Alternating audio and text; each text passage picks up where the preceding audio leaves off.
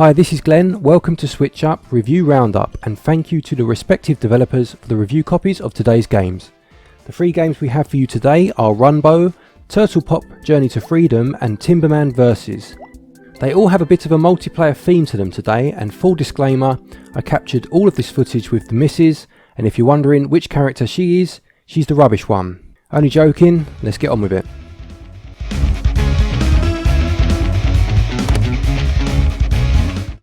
The aim of Runbow is to get to the end of each auto-scrolling stage and grab the trophy to finish the level. Of course, it's not as simple as it may sound though, as each level is filled with enemies and hard to reach platforms, but the main gameplay hook is that a variety of colours constantly sweep across the screen one after the other, changing the colour of the background, and any platforms of a similar colour will also disappear. This means that you need to watch your step and begin to anticipate the colour change in advance, so that it does not disrupt your rhythm. This seems a bit alien at first, and you will probably end up falling to your doom on your first few tries, but it does become very satisfying when it clicks. There are a couple of single player modes, including a challenge mode, and as well as trying to reach the trophy, you may be collecting a certain number of coins or defeating enemies in this mode too. You are awarded a rank depending on how quickly you complete each challenge, so the incentive is there to keep trying. There is also a behemoth mode, which tasks you with trying to escape from inside a beast's stomach as quickly as you can. Multiplayer is where this game truly shines though, and the game supports up to 9-player local as well as having an online mode too. It becomes a mad dash to reach the trophy, and you can customise your experience by changing the number of rounds needed for victory, the difficulty of the stages, and increasing or restricting the use of power-ups to suit the skill level of the people you are playing with. Right, press B twice. No, press it once and then again. Look, press B twice and then do dash. Look, 1, 2. Let me pause it out. Let me do it. Bloody hell.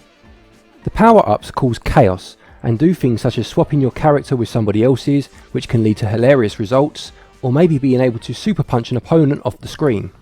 Multiplayer mode is a blast, and I can only imagine the fun would increase with more players. It can become a little repetitive over time, but as one option in a game night it would be a winner for sure. Success in the game will unlock various achievements plus new characters for you to play as, and this includes 19 guest characters from other game series such as Shantae.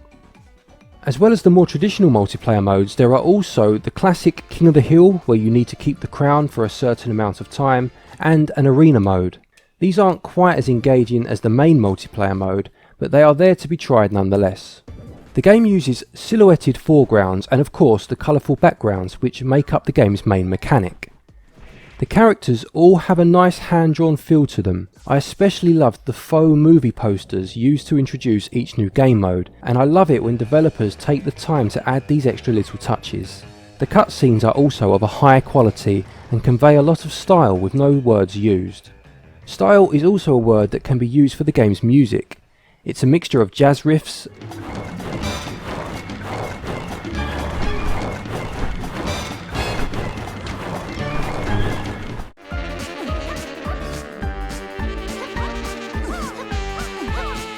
and Mexican-inspired sounds.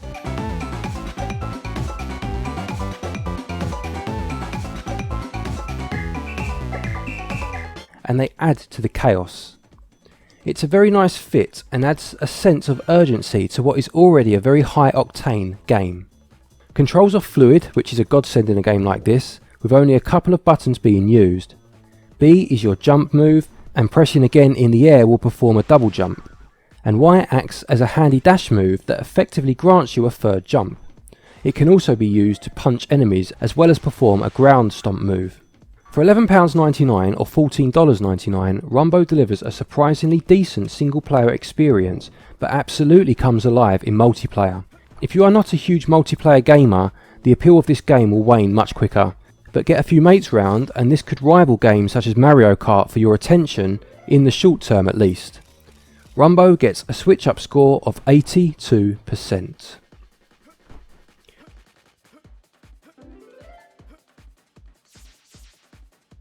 The next game we are looking at is Turtlepop Journey to Freedom. Turtlepop has you trying to complete each level by guiding a set number of turtles to the goal at the end of the stage. Things start out again quite simple with your basic platforms to contend with, but ramp up as you progress.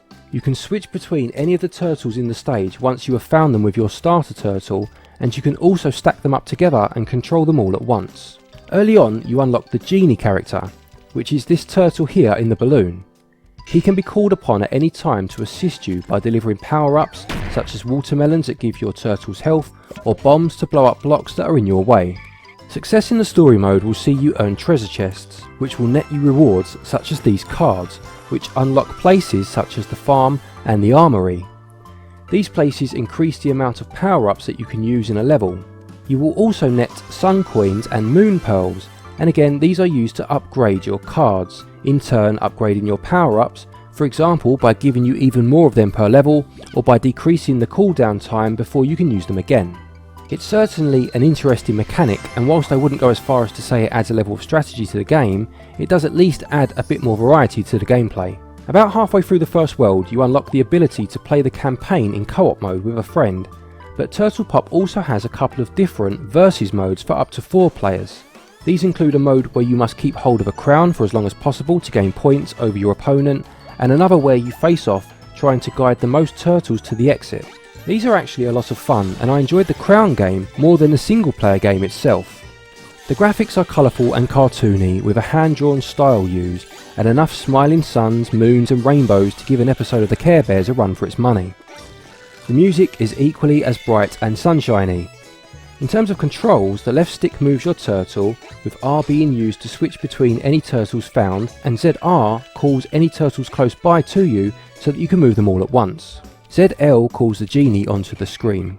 The controls are responsive for the most part, but the turtles have a very slippery feel to them. It stands to reason, them being turtles and all, but slippery controls are never a good idea. Turtlepop Journey to Freedom costs $14.99 or the frustratingly higher £17.99, although this game is on sale as of the time of this video for 50% off on the EU store for anybody that's interested. There are over 100 stages set across 7 worlds, which is a decent amount of content, but the game does become repetitive quite quickly. The 2 to 4 player versus mode does help with this, and it's certainly a nice addition.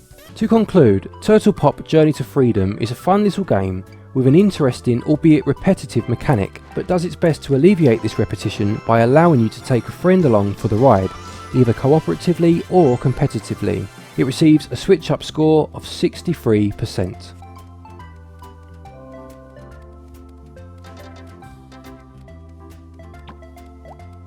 Finally we have Timberman Versus.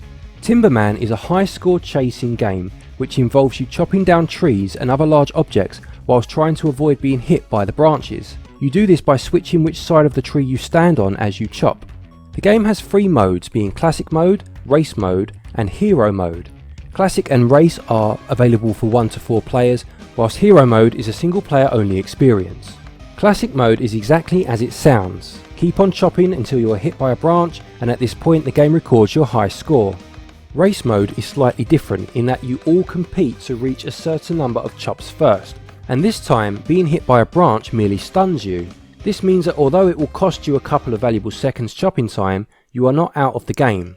This is a very wise decision, as it means less skilled players won't be out before they've even had a chance to process what's happening, and keeps everybody invested. If you have no one else to play with, this game can also be played against free AI opponents, and this is a lot of fun too.